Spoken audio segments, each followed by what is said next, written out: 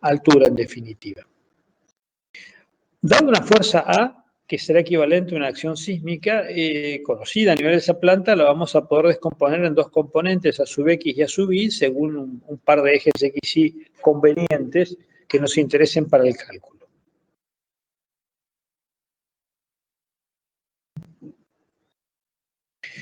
También partimos de la base que conocemos todas las rigideces de los elementos estructurales que concurren a la planta considerada. Por ejemplo, si en la planta de tercer piso llegan 3 pórticos y un tabique, vamos a suponer que conocidas las rigideces horizontales de esos 3 pórticos y tabique.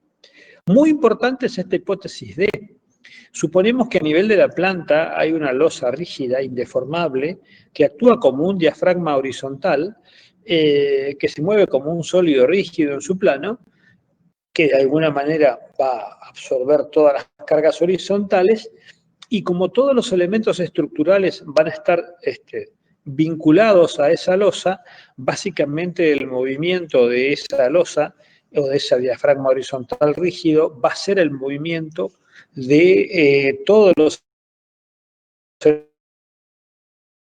por ejemplo, muros, pórticos, tabiques, etc. En definitiva, vamos a poder nosotros evaluar, conocidos el movimiento de esa losa o diafragma rígida, vamos a poder evaluar luego cuánto se mueve cada pórtico, cada tabique, cada muro, etcétera, y si habíamos supuesto, conocemos la rigidez de cada una de ellas, vamos a conocer entonces la carga que toma a nivel de cada piso, vamos a poder dimensionar luego cada uno de esos elementos estructurales frente a las cargas horizontales. Y bueno, finalmente, dado que la losa tiene la mayoría de la masa y obviamente la mayoría del peso, consideramos que esa fuerza sísmica se aplica en el centro de masa de esa losa rígida. Estas 5 son las hipótesis en las cuales se basa el método estático. Después vamos a ver bastante más adelante que hay unos ciertos coeficientes de incertidumbre, dado que el método estático es un método así simplificado, y que eso se cubre en la práctica con una suerte de coeficiente de ignorancia que se llama, en este caso, excentricidad dinámica, y que ya el código la contempla de alguna forma como un criterio de reaseguro, en definitiva, de mayoración indirecta, como para cubrir de algunos imponderables que se puedan aparecer en el cálculo o durante la construcción, o de algo que se aleje del diseño que estaba planteado.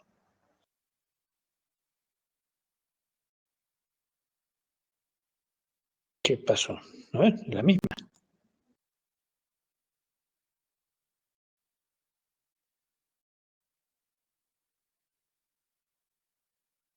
Sí. Bueno, disculpen, estaba repetido, después la voy a simplificar y se las vuelvo a mandar. Nos vamos metiendo de lleno entonces en el modelo de cálculo y en los grados de libertad del mismo. Vemos nosotros acá una estructura donde vemos la planta, sobre esa planta actúa la fuerza sísmica de valor A, y en planta, con un par de ejes X e Y convenientes, vemos una serie de elementos estructurales, aquí está el centro de masa. Por ejemplo, para el elemento Y conocemos la rigidez, y lo mismo para cada uno de esos elementos. Lo importante acá es que cada uno de estos elementos se va a mover lo que se mueva la losa. Entonces la losa va a tener una serie de movimientos que vamos a ver enseguida.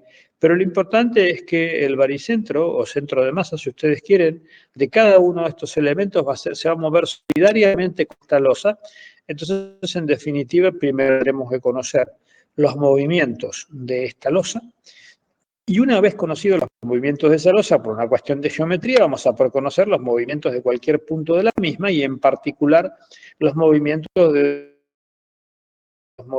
los elementos estructurales que brinda rigidez a la estructura. Fíjense que nosotros no conocemos a priori cuánto se va a mover la losa, y son las incógnitas del problema. La incógnita del problema son los movimientos de la losa. Y obviamente no se va a mover la losa si yo, lo mismo, si yo coloco acá un elemento de valor R sub I, que si coloco todo un tabique aquí a lo largo que vale 5 R sub I. Claramente no se va a mover la misma. Ya vamos a ver más adelante cómo podemos establecer una relación entre las acciones y los movimientos del centro de masa de esa losa, que va a estar, obviamente, planteada en función de las rigideces estructurales frente a cargas horizontales que posea esa losa a ese nivel en definitiva. Pero lo importante es que como esto es rígido, con 3 grados de libertad, 2 desplazamientos del centro de masa y un giro, podemos determinar el movimiento de esa losa. Y entonces, a partir de ahí vamos a poder conocer el movimiento de cada uno de los puntos donde están ubicados las rigideces estructurales y por aquello de que la fuerza es la rigidez por el desplazamiento, si la rigidez la conocemos, vamos a conocer la fuerza que toma cada uno de ellos y podremos dimensionar cada uno de esos elementos estructurales. ¿Quedó, gente, claro hasta acá cómo vamos armando este rompecabezas?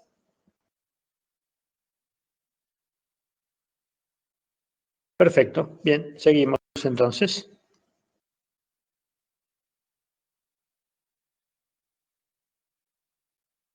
Aquí vemos los movimientos de sólido rígido, que es una rototraslación más general en el plano, 3 componentes, un movimiento según el eje X, que llamamos X sub 0, que mueve el centro de masa al centro de masa prima, otro componente Y sub 0, que me está moviendo en la dirección del eje y finalmente una rotación, y vamos a llamar Z, el ángulo en el cual rota el reloj del centro de masa.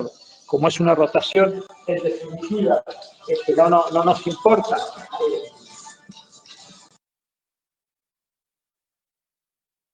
qué es lo que está pasando, y si no, disculpen el ruido del celular, que no es mío, y en definitiva, lo que nos importa es el ángulo. Lo que les quería decir es que ese ángulo puede estar considerado en el centro de masa o en otro punto, porque en definitiva, donde ubicamos el ángulo no importa mucho dando vueltas. Bien, entonces, básicamente, 3 movimientos, los 2 movimientos, un movimiento horizontal y un movimiento vertical, que compuesto dará un movimiento en la dirección cualquiera. Y tenemos entonces allí más un cierto ángulo, y con eso completamos la cinemática. Pero claro, lo que tenemos que hacer es calcularlo después. Hemos planteado que los 3 existen, pero tenemos que calcularlos en definitiva. Bien, entonces ahora sí nos vamos metiendo de lleno en la cinemática. Vamos a suponer que conocemos de momento X0, Y0 y Z, y nuestro objetivo es conocer, por ejemplo, cuánto se mueve un elemento estructural, por ejemplo el Y, que tiene rigidez Rx sub I, Ri sub I. ¿Qué es la rigidez Rxi? Es la rigidez que tiene en la dirección del eje X. Quiere decir que si yo conozco el movimiento en la dirección del eje X, podré calcular la acción A sub XY, y si conozco la rigidez en la dirección de Y y tengo el desplazamiento en la dirección del eje Y, podré calcular R sub I. Ese es el planteo. Bueno, ahora vamos a ver que para los movimientos de sólido rígido de traslación X0 e Y sub 0, el desplazamiento horizontal, que lo vamos a llamar U sub X, y tiene otro subíndice Y, porque estamos hablando del elemento Y, va a ser X0, y el movimiento vertical U sub Y, Y porque va en la dirección del eje Y, para el elemento estructural Y, U sub Y, bien, por un lado. Pero fíjense que además, debido a la rotación, respecto, por ejemplo, a este punto O, hay un movimiento delta X y un movimiento delta Y que tenemos que determinar. Este movimiento delta X se va a sumar a este X sub 0, con lo cual el desplazamiento U sub X del punto Y va a ser X0 más delta X. Puede que según cómo sea el movimiento y según donde esté ubicado, a lo mejor no sume, sino que reste, hay que hacer el análisis en cada caso. Y fíjense, por ejemplo, que para este punto nosotros tenemos que I sub 0 y delta I van en dirección contraria, con lo cual tenemos U sub I para el elemento de rigidez I igual a I0 menos delta I en definitiva.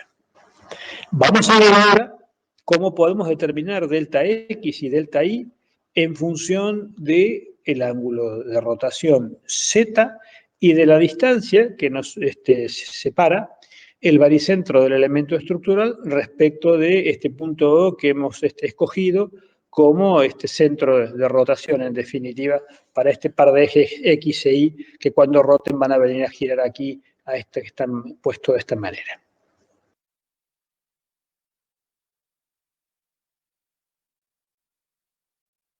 Bueno, vemos en este gráfico donde nosotros tenemos la distancia D al baricentro del punto de aplicación, tenemos un ángulo Z y tenemos un movimiento delta, y aquí se genera un triángulo rectángulo.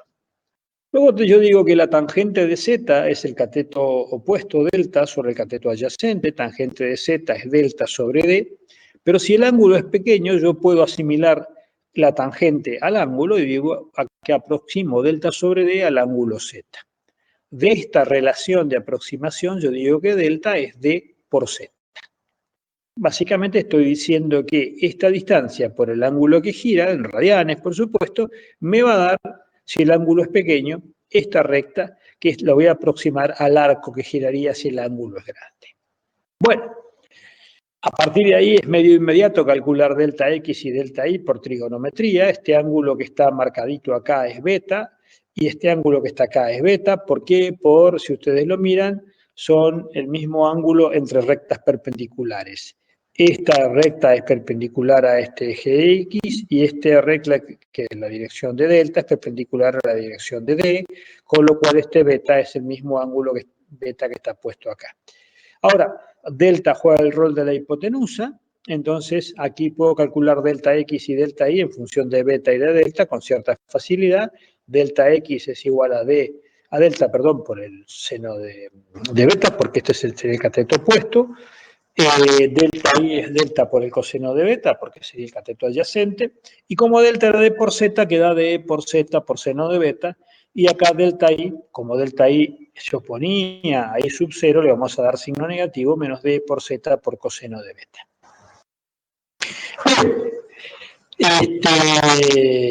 Ahora, fíjense, D por seno de beta. Tengo D, tengo el seno de beta, tengo esta distancia que está acotada acá y subí. O sea que delta X es I sub I por Z.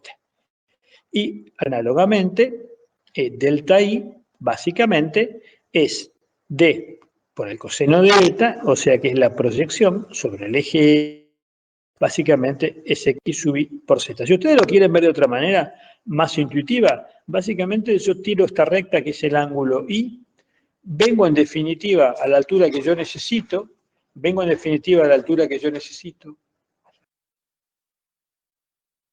y entonces fíjense que si para I sub I y un ángulo Z, voy a moverme el delta X yo que estoy necesitando. Para un X sub I que corresponde al baricentro y un ángulo Z, voy a estar moviendo el delta I en esta dirección. Y ahí se puede ver de otra manera. De una u otra forma, delta X es I por Z, delta I es menos XY por Z. Habíamos dicho que U sub XY era igual a X0 más delta X, U sub I es igual a I0 más delta I. En la otra filmina decía menos delta I. Si le damos a delta I este valor negativo, en definitiva, le podemos dar un valor positivo, el signo lo asignamos acá. Pero en cualquier caso tenemos un movimiento debido a la traslación, una componente, debido a la traslación rígida del centro de masa de la placa, más otro movimiento que se sube debido a la rotación de la placa, y en este caso de la componente vertical, U sub I para ese elemento estructural I es I sub 0, que es el de traslación, menos la componente que se origina por el ángulo Z que está girando. Gente, ¿se siguió hasta acá? Es una cuenta fácil, es un poco laboriosa, pero tiene unos poquitos pasos. ¿Estamos hasta acá? ¿Podemos seguir?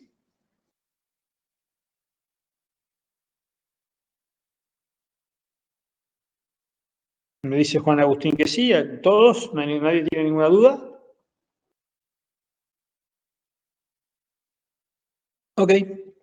Bueno, entonces, vuelvo un poquito para atrás, y fíjense que si yo ahora conozco los movimientos de cada elemento de la estructura, si conozco los dos movimientos, U sub X y U sub Y, como yo les decía hoy, puedo entonces ver cuánto vale A sub X y cuánto vale A sub Y. Claramente, en cuanto yo conozca los movimientos de todas las rigideces que aparecen en la planta, en la dirección de X y en la dirección de Y, voy a conocer las respectivas fuerzas, y por una cuestión de equilibrio voy a tener que decir que la suma de fuerzas horizontales será la acción sísmica A sub X, la suma de fuerzas verticales será la acción sísmica A sub Y, pero además, seguramente respecto de un punto cualquiera, habrá un par torsor A sub Z, y entonces tendremos que ver también cómo se originan esfuerzos, además de lo que uno imaginaría de que para una A sub X va a aparecer una A sub XY, también la torsión en planta va a estar produciendo esfuerzos sobre cada uno de los elementos estructurales. Esa torsión aparece, sí, y es inevitable, la placa rígida gira. ¿Y cuál puede ser el caso en el cual no gire? Bueno, una planta que tenga doble simetría estructural, por ahí una torre, alguna estructura con un diseño muy, muy limpio, y en ese caso uno puede llegar a decir, bueno, a ver, para una carga cualquiera en la dirección A, que pasa por el centro de masa, que la puedo descomponer en dos componentes, A sub X y A sub Y, si fuese la estructura tuviera simetría y demás, de tal manera que el centro de masa coincida con el centro de rigidez, bueno, se va a estar moviendo sin girar. Es un caso hipotético muy sencillo que generalmente en la práctica no se va a dar. Entonces, en definitiva, tengo que estar equilibrando esta carga vertical y el par torsor mediante esfuerzos que yo voy a estar tomando en cada uno de esos elementos y que los puedo conocer cuando yo conozca los de movimientos que aparecen en cada uno de esos puntos. Ya vimos la cinemática recién, vamos a ir viendo cómo, conocidos estos puntos, podemos ir viendo los esfuerzos que se originan en cada uno de los elementos estructurales que actúan sobre la planta. Bueno, por lo pronto, sabíamos que si conozco la rigidez, si conozco el desplazamiento, conozco cuánta carga puede tomar ese elemento estructural, tanto en la dirección X como en la dirección Y. O sea, esto es fácil, rigidez por desplazamiento da carga, en una y en otra. Si ahora yo los reemplazo a esos desplazamientos por los valores que acabo de obtener, me queda que es R por X0 más I sub I por Z, A sub I es RI por I0 menos X sub I por Z.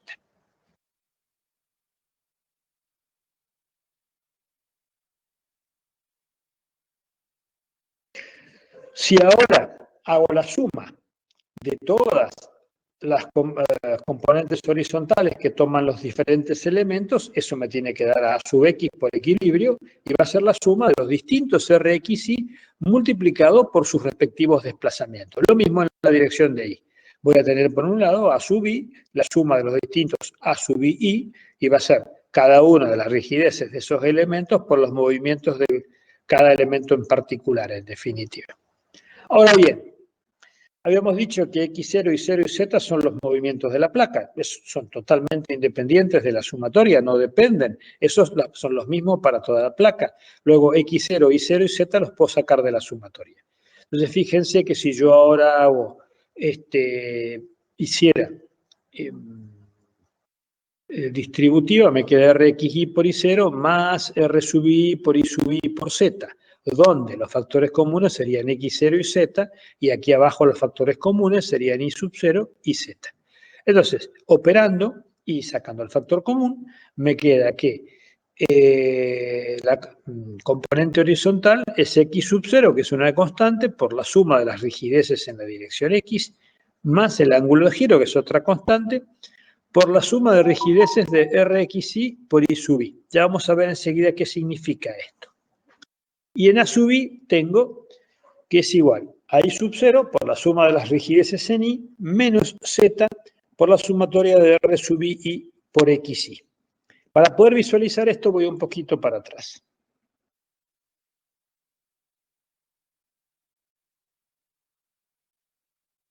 Aquí la tenemos, por ejemplo. Vamos a tener que acordarnos de física 1 y de estabilidad 1. Si yo tengo la rigidez aquí, Rx sub i, y la multiplico por esta distancia que es I sub i, ¿a qué les hace acordar el producto de una fuerza por una distancia, de una masa por una distancia, de una rigidez por una distancia? ¿A qué cosa? ¿Se acuerdan de física 1, de estabilidad 1? ¿Cómo se llamaba eso?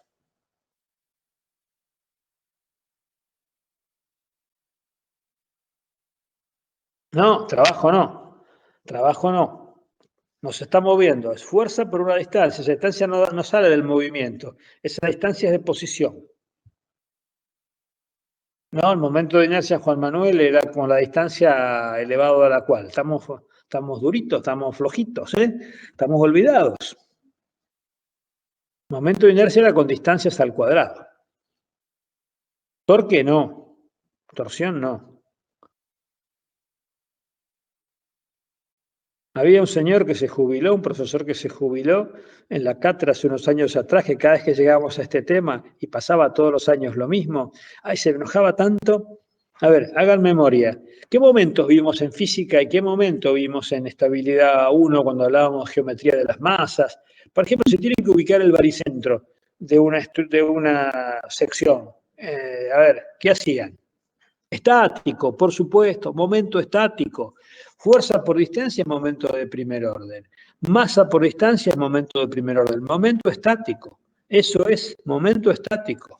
Bien, vamos para adelante. No hay que olvidarse de eso. Los civiles, les gusta o no les gustan las estructuras, los civiles tenemos que lidiar con las estructuras. A mí me encantan las estructuras, sé que no tengo problema. Pero de repente, si elegimos ser ingenieros civiles, vamos a tener que tener en cuenta las estructuras prácticamente toda la vida profesional. Entonces, este tipo de cosas las tenemos que tener en la cabeza. Es más o menos como cuando el médico nos toma el pulso y dice, usted tuvo aquello, tuvo lo otro, lo demás allá, porque relacionan así las cosas. Bueno, vamos para adelante. Entonces, estábamos acá, donde esta sumatoria es la sumatoria de las rigideces y nos quedaba por ver qué era esto. Esto es el momento estático de las Rx sub i. ¿Respecto de quién? Del eje X, porque la distancia la mido en dirección de Y, pero quiere decir que son distancias respecto del eje X. Esto va a dar un estático respecto del eje X. Y esto va a dar un estático respecto del eje Y.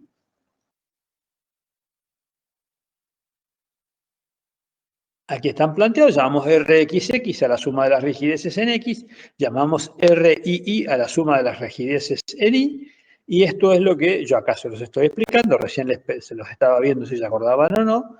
Momento SX es RXI por I sub I, S sub I, SI, perdón, RI sub I por X sub I. Entonces, ahora voy a reemplazar en estas ecuaciones que tengo acá, esto por Rxx, esto por R sub I, esto por Sxi y esto por S sub I, en definitiva. Lo bueno y lo malo de la filmina, con la filmina vamos rápido. Lo malo de la filmina, por eso este tema me gusta darlo con tiza y pizarrón, es que yo hubiera tenido todas las otras fórmulas al lado y puedo ir y venir sin tener que ir para atrás y para adelante con la filmina. Pero bueno, ahora no tenemos opción de, salvo Federico que tiene un pizarrón en su casa, yo no tengo esa chance, así que tengo que ir y venir con la filmina. Bien, entonces ahora digo, reemplazamos esto y esto, y nos vamos a encontrar con que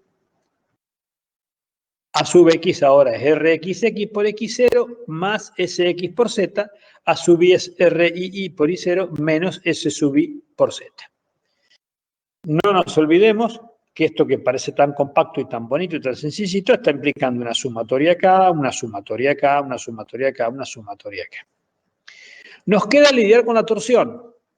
La torsión la podemos escribir en función de las componentes A sub x y A sub y que pasan por el centro de masa, como A sub z es igual a x por la coordenada y del centro de masa, menos A sub i por la coordenada x del centro de masa, y el por nos tenemos que volver un poquito para atrás, lo mismo que yo les decía.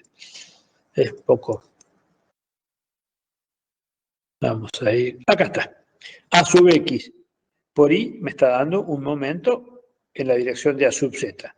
A sub Y por esta distancia X del centro de masa da un momento contrario. Entonces, A sub X por Y del centro de masa menos A sub Y por X del centro de masa.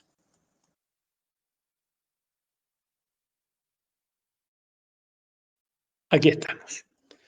Bueno, ahora, esto es el genérico, pero esto A sub X es la resultante de todas las A X sub Y. Entonces, ¿qué teorema me decía? O mejor dicho, vamos a poner al revés. El teorema de Variñón, ¿qué dice el teorema de Variñón? ¿Alguien se acuerda del teorema de Variñón? Ahí está medio dicho. Yo cuando llego a este lugar, a este momento de la clase, normalmente les pregunto qué dice el teorema de Variñón. El teorema de Variñón es otra cosa que nos ayuda muchísimo. ¿Alguien se acuerda de qué dice el teorema de Variñón? ¿Cuál es el enunciado del teorema de Variñón?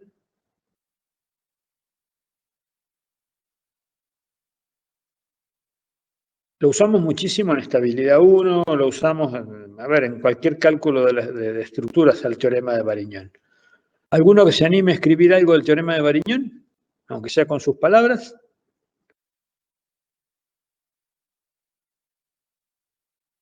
Ahí está Gastón escribiendo algo. A ver qué dice Gastón.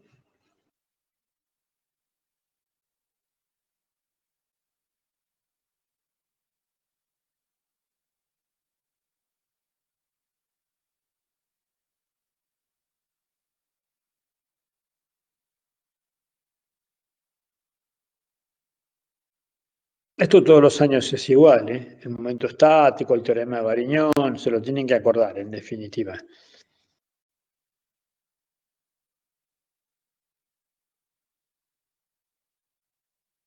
Muy bien.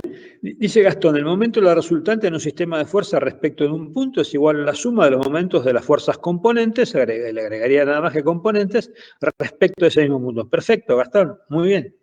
Entonces, ténganlo todo claro. Vamos a ver cómo lo aplicamos nosotros a esto ahora. Fíjense lo que dijo Gastón ahí y yo digo, acá tengo la resultante por resultante. Ahora, eso tiene que ser igual a la suma de las componentes por sus respectivas distancias. ¿Quién son las componentes de X? La X sub Y.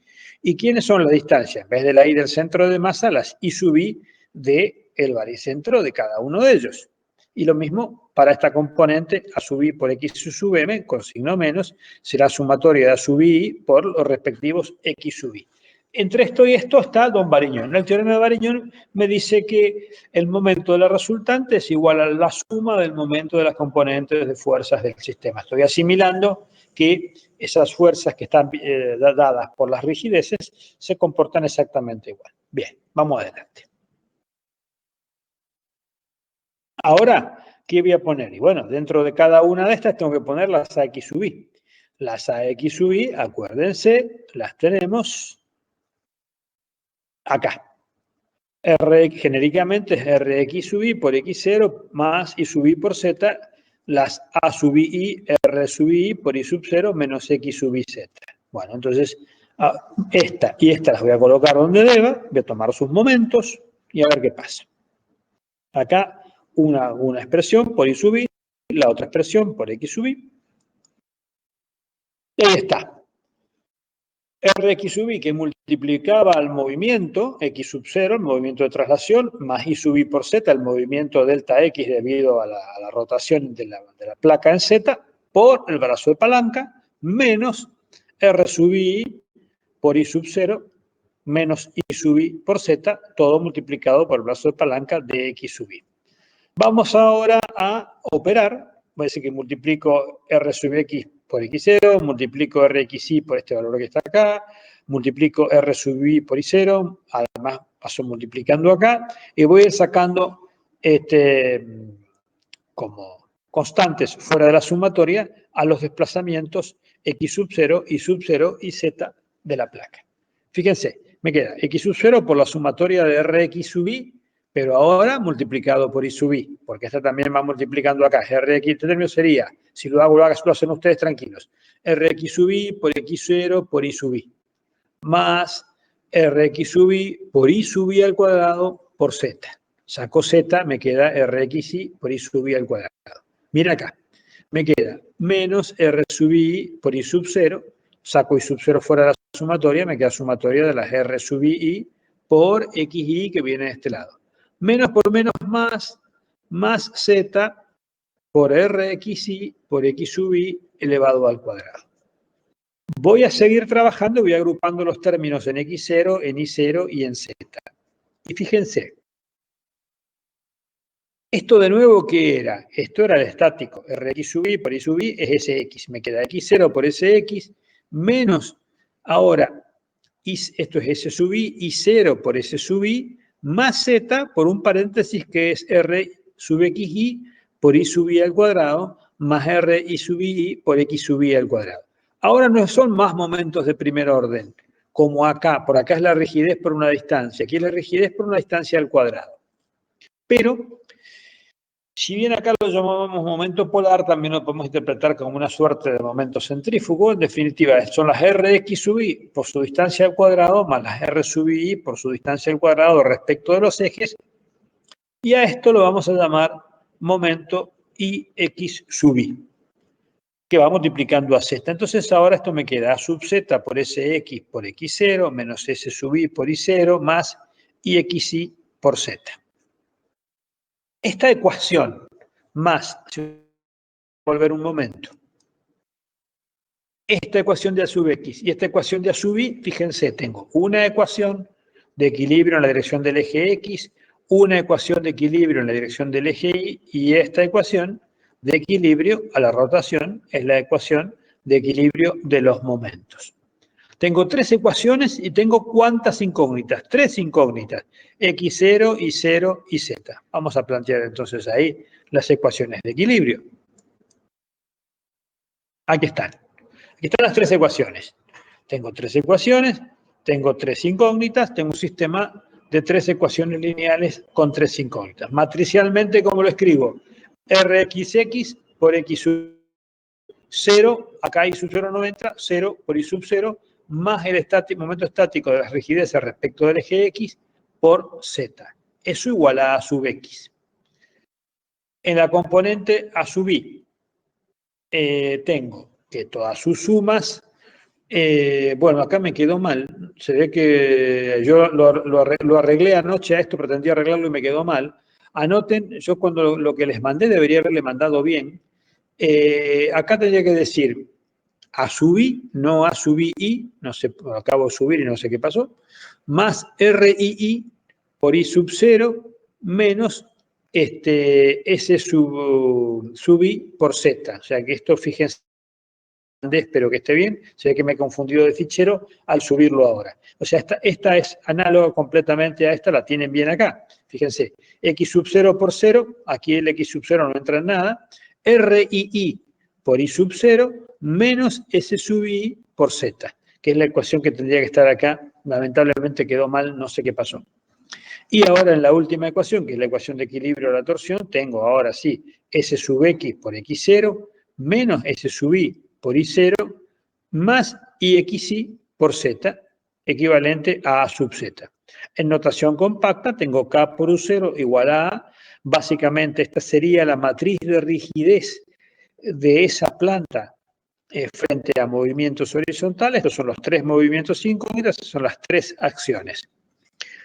Fíjense que la relación entre las acciones y los desplazamientos, como era de esperar, depende de quién, de las rigideces en X y en Y, pero también depende de la distribución de las rigideces.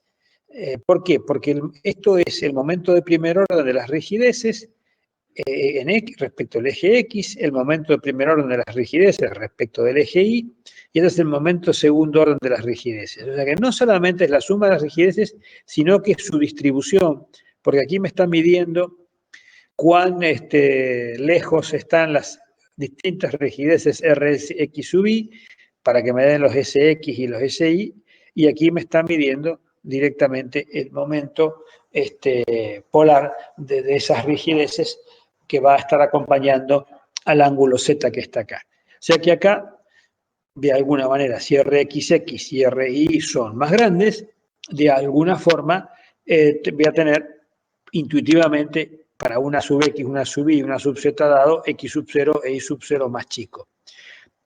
Pero también uno puede intuir que depende cómo estén distribuidas las rigideces, estas filas y esta columna son las que van a poner en juego cuán grande o cuán pequeño puede ser el ángulo Z, porque ahí ya no importa tanto dónde está, cuánto vale la rigidez, sino cómo está distribuido respecto al centro de masa de la rigidez.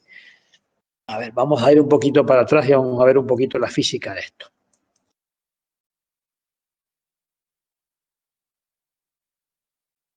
Aquí está. Acá está. Supóngase que yo tengo una rigidez muy grande, infinita, pero lo tengo concentrada acá. Bien, perfecto. No se me va a mover ni en X0 ni en Y sub 0 porque esta rigidez es muy grande. Pero por algún motivo tengo una excentricidad en la carga. Y no puede tomar pares. Porque si la carga está externa, ¿quién es el que resiste los? Por lo menos una y otra, que puedan absorber un par. Si está toda concentrada acá, estamos fritos. Entonces, no solamente importa cuánto vale la rigidez, sino cómo está distribuida esa rigidez en la planta, en definitiva. Las dos cosas interesan. Y ya eso de colocar la rigidez adecuada en cantidad, que sean los elementos estructurales sean suficientemente rígidos y su distribución en planta, poder distribuirlos correctamente, es una tarea de diseño del ingeniero. Primero tengo que aprender a calcularla, cuando aprendo a calcularla, veo cuál es el mejor diseño para que, dejando una planta que tenga utilidad urbanística, comercial, etcétera, pueda tener un buen comportamiento frente a acciones horizontales, es decir, frente a viento, frente a sismo o lo que sea. Volvemos para allá.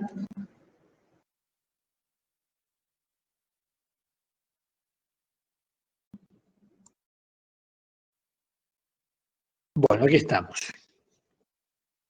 Gente, ¿se entendió hasta acá? ¿Se pudo seguir?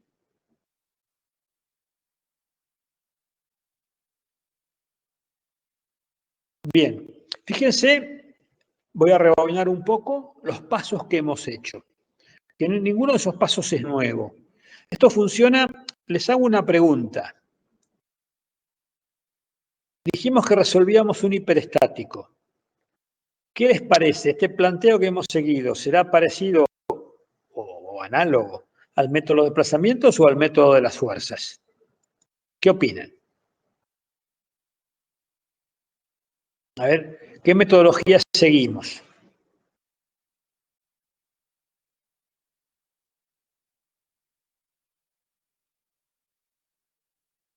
Bien, Lautaro, perfecto. ¿Por qué? Porque nosotros dijimos primero que íbamos a suponer conocidos X0 y sub 0 y Z. A partir de ahí dijimos por geometría, por cinemática, vamos a suponer que conocemos los movimientos de cada punto de la estructura. Fíjense que nosotros, cuando planteamos el método de los desplazamientos, no sabemos nunca cuánto valen las incógnitas, suponemos unitario. Acá lo suponemos de valor X0 y 0 y Z porque esto es relativamente simple. Una vez que se he conocido los X0 y 0 y Z, y entonces puedo conocer los movimientos de cada una de las rigideces que concurren a esa losa que están rígidamente vinculados, puedo conocer las acciones de cada una de ellas. Ahora planteo equilibrio. ¿El equilibrio cuál es? Que la suma de todas las rigideces horizontales tiene que ser igual al esfuerzo horizontal. Que la suma de todas las rigideces verticales tiene que ser igual a que vertical que aparece debido al sismo. Y finalmente, que los momentos, ya sea la resultante en X y la resultante en Y, o de sus componentes, teorema de Variñón, como decíamos hoy, tienen que ser capaces de tomar el par que va a generar la rotación de la losa en planta y que va a provocar ese ángulo Z. O sea, que típicamente es un problema de método de desplazamientos que matricialmente lo expreso acá, donde la matriz de rigidez tiene en cuenta no solamente los valores de las rigideces, sino la distribución de las mismas respecto de un par de escenarios que yo tenga. Con esto, yo podría resolver el problema. Sin embargo, lo podemos simplificar todavía un poquitito más.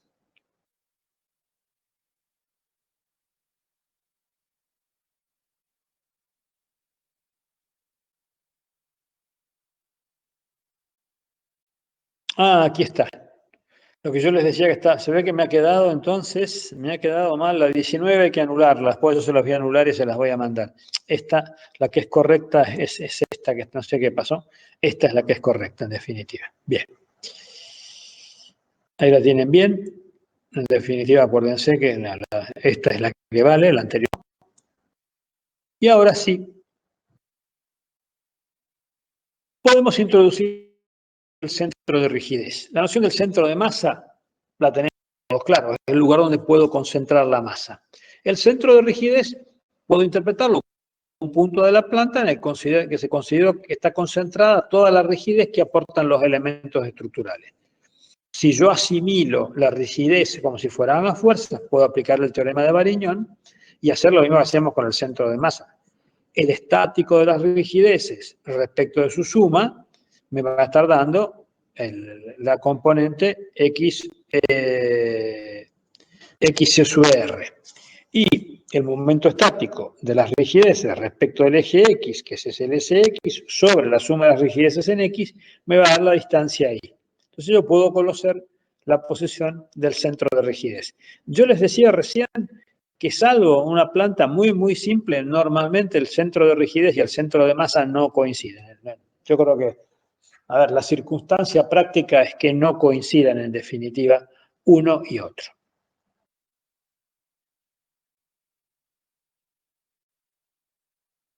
Bueno, ahora lo que puedo hacer es hacer pasar otro sistema de ejes X sub Y por el centro de rigidez. Entonces, puedo definir a las distancias entre el centro de masa y el centro de rigidez como excentricidades estáticas. Que hay una distancia entre un punto y otro que está acá. Y puedo ver las distancias X y las distancias Y.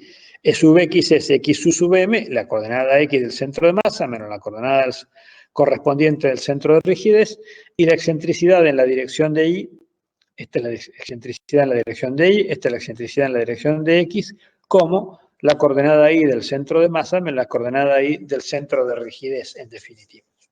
Aquí aparecen unos momentos torsores MTX y unos momentos torsores MTI, que ya vamos a ver enseguida de dónde salen, que tienen que ver con la acción que está acá, que fíjense que aparece acá en línea de puntos, y esta excentricidad E sub I, y la A sub I vertical, y esta que está acá también, con que aparece un par que está puesto acá.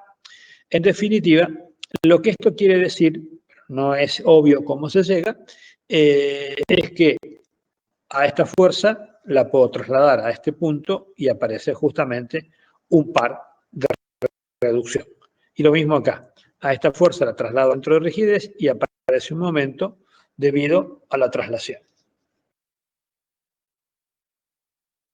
Muchas veces van a encontrarse el problema de cómo encuentran el sentido de una y el sentido de la otra. Fíjense, a ver si viene acá. Bueno, todavía no. Vamos a ver primero lo siguiente. Vamos a venir a aquí.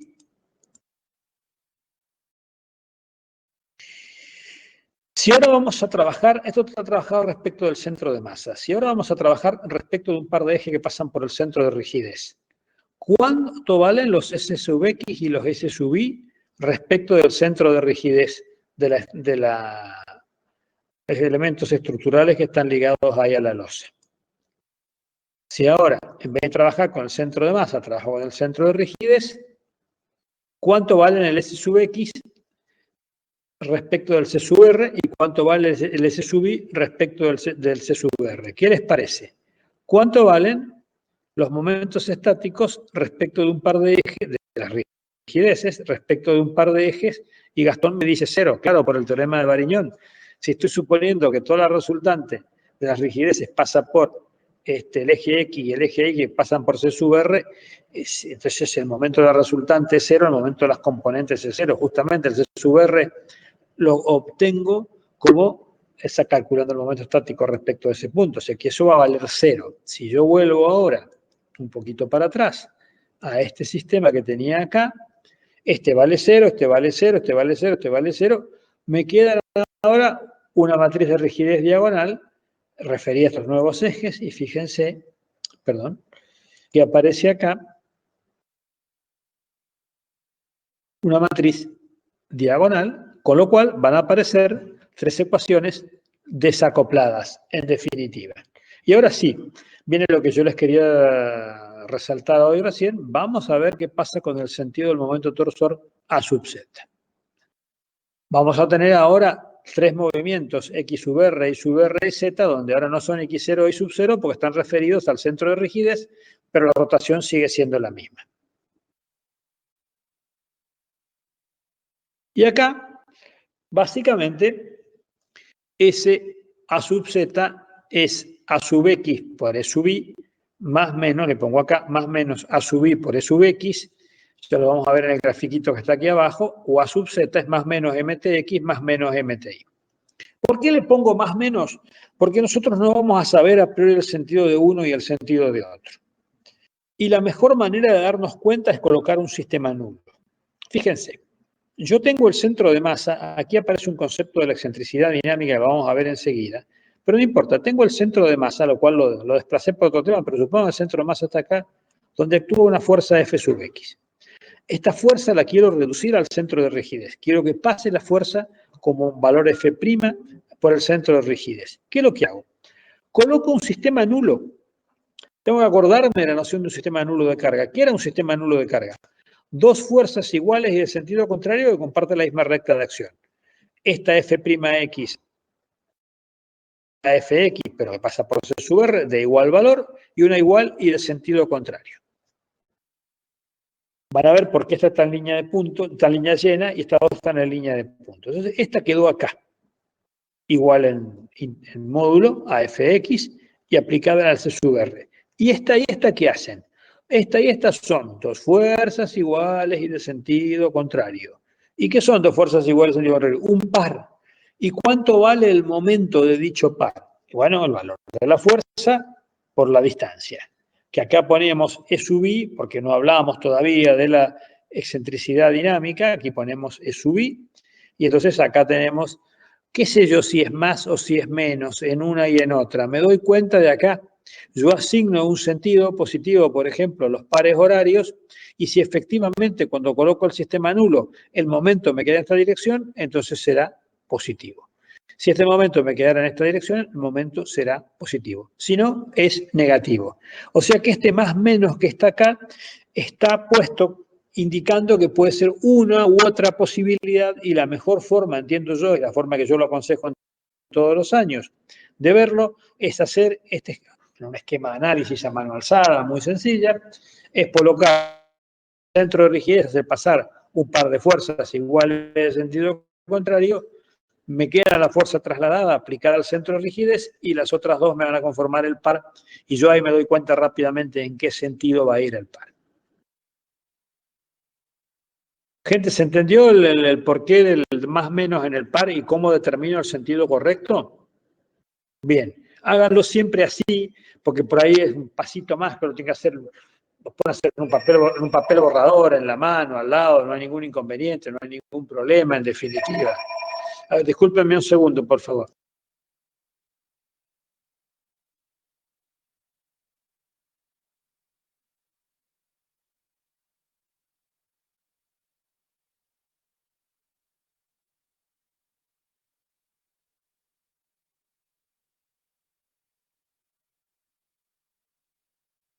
Listo. Disculpen todas las interrupciones, el tema de dar clases en una casa de familia con llamadas y cuestiones y demás. Seguimos. Entonces, yo creo que es importante que esto lo tengan presente y lo apliquen para poder sacar el sentido de los pares. Ya vamos a ver en un esquemita al final, un ejercicio conceptual muy, muy tonto, cómo le vamos a potenciar la utilidad de esto que está por acá. Bien, entonces, si yo vuelvo uno para atrás, con esto puedo terminar el sentido, que es el que yo decía que es importante, porque con esto acá, si yo conozco el A sub Z, que va a tener que ver con las excentricidades entre el centro de masa y el centro de rigidez y el valor de las rigideces, voy a poder ver cómo está girando la plata en definitiva.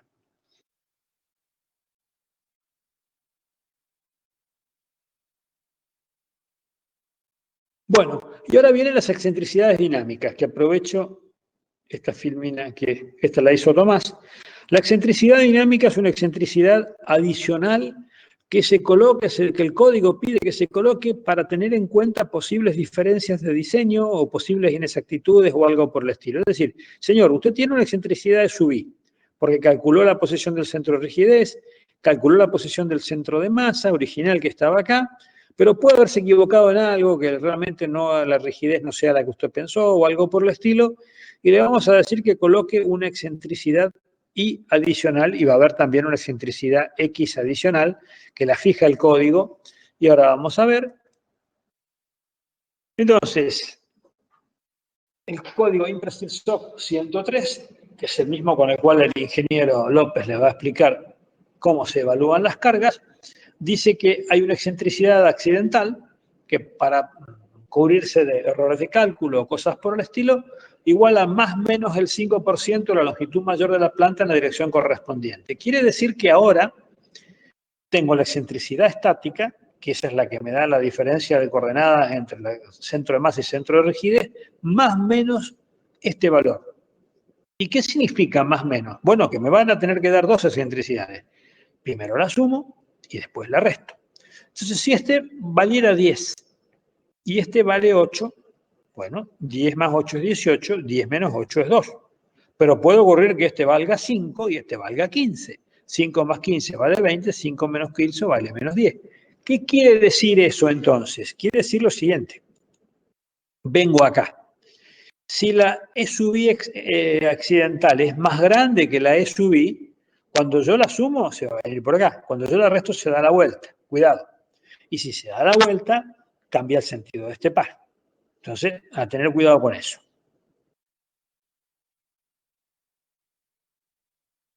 ¿Se entendió el rol de la suma y de la resta de la excentricidad accidental y la excentricidad estática? ¿Y de cómo me va a influir en el cálculo del torsor?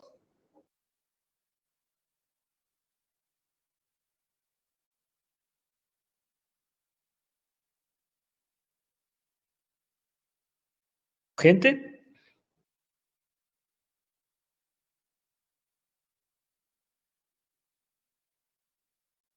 ¿Me está escribiendo Milagros?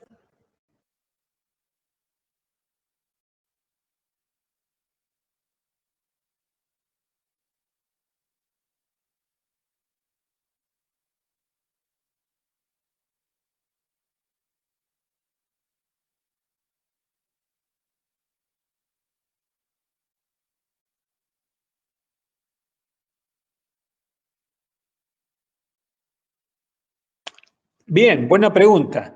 No entiendo qué deberíamos hacer si se nos da vuelta el torsor. Ya lo vamos a ver enseguida. En realidad no hay que hacer nada. Lo que hay que hacer es lo siguiente, Milagros. No sé si tengo todos los elementos de juicio para explicártelo ahora. Básicamente hay que calcular un torsor con la suma, otro torsor con la resta y hay que hacer el cálculo dos veces. No hay que hacer nada, hay que hacer el cálculo dos veces. El cálculo con un torsor de un lado, con un torsor del otro. Y lo mismo con este, con un torsor de un lado y con un torsor del otro. O sea, son 4 casos ahora. Porque voy a tener dos excentricidades en X, dos torsores. Dos excentricidades en Y, dos torsores. Son 4 casos ahora. ¿Se entiende esto entonces? Está bien la pregunta. Mira, yo no sé qué hacer si se da vuelta. Calcular con uno y con otro. Ahora tenés, ya vamos a llegar a eso, Tomás. Ya vamos, sí, claro. Pero no es tan obvio que es el más desfavorable todavía. Porque en realidad ya vas a llegar a cómo se combinan esas cosas. Al final lo vamos a ver. Y después en la práctica van a insistir con eso, porque normalmente es una de las cuestiones donde más se equivocan en ver qué es lo más desfavorable. Pero están bien las preguntas. Por ahora me conformo con que la pregunta de Milagros estuvo buena porque es la disparadora. Me conformo con que veamos, hay dos excentricidades, pero caramba, si hay dos excentricidades y yo voy para atrás, pero si hay dos excentricidades acá, va a haber dos pares. Sí, porque cuando yo tome las dinámicas, ahora acá van a ser dos valores y acá van a ser dos valores. Entonces, 2 acá y 2 acá, 2 por 2 es 4. Entonces acá tengo 4 posibilidades diferentes en función de cómo jueguen las excentricidades accidentales respecto a la excentricidad estática. Y después tenemos que ver, como me pregunta Tomás, cómo las combino. Bueno, ya vamos a ver. Ya nos estamos metiendo de lleno un poco en el núcleo o en el meollo de la cuestión, pero están bien las preguntas. Entonces, sigamos. Está buena la pregunta y tenemos una y otra, y acá justamente se responde parcialmente a lo que ustedes decían. Me decía Milagros, ¿qué hago? Calculás dos MTX1 y MTX2, en uno sumás y en otro restás. Y lo mismo en I, calculás uno, en uno restás y en uno sumás. ¿Y por qué el más y el menos? Porque para cada una de estas dos posibilidades, para esta y para esta, para esta y para esta, hay que hacer la reducción del centro de masa. El que se queda quieto es el centro de rigidez, el que yo muevo, porque el código dice, mire, le sugiero que mueva la masa porque por ahí accidentalmente no consideró la masa que tiene que considerar o lo que sea. Lo que yo le sugiero es que mueva, entonces directamente mantenemos el centro de rigidez, movemos, entre comillas, el centro de... Tengo este valor, voy a pasar la fuerza siempre por el centro de masa, coloco el sistema en uno centro de rigidez, saco el par. Según un sentido que yo adopte de sumatoria de momentos, horario positivo, antihorario positivo, lo que sea, será más o será menos, pero siempre los trabajo con el mismo sentido, no lo voy cambiando a esto. Aquí resté, bueno, entonces acá tiene que ver, si no se me da vuelta, como decía Milagros en definitiva. Si esto es más grande que esto, por ejemplo, tiene 10 metros, bueno, el 5% de 10 metros son 50 centímetros. Entonces, y si este era 40, lo dio vuelta. Bueno, en un caso y en el otro hay que hacer la reducción, poner el sistema nulo y demás. Entonces, dos valores de momento torsor. Distintos si tienen el mismo signo o incluso puede cambiar de signo. Lo mismo para MT sub I. Uno y otro. Tengo 4 valores en definitiva. Acá insisto en hacer un sistema nulo. Y creo que yo no se los escribí lo que voy a decir ahora, pero cuidado que, para complicarlo más todavía, en un sismo uno no sabe en qué dirección viene la carga. La carga puede ir para un lado o puede ir para el otro. Y pensando en eso de cuál es el más desfavorable que me preguntaba Tomás, en realidad más que 4 son 8 casos de carga. Porque son 4 para la carga en una dirección, pero tenemos que considerar 8 porque a sub X puede ir para un lado, puede ir para el otro, a sub Y puede ir para un lado, puede ir para otro. Todas esas posibilidades las van a ver cuando vean los ejercicios en la práctica. Pero, digamos, hay varias cosas que combinar, que tener en cuenta. Algunas por el código, otras por la naturaleza del sismo, que puede ir en una dirección o puede ir en la otra.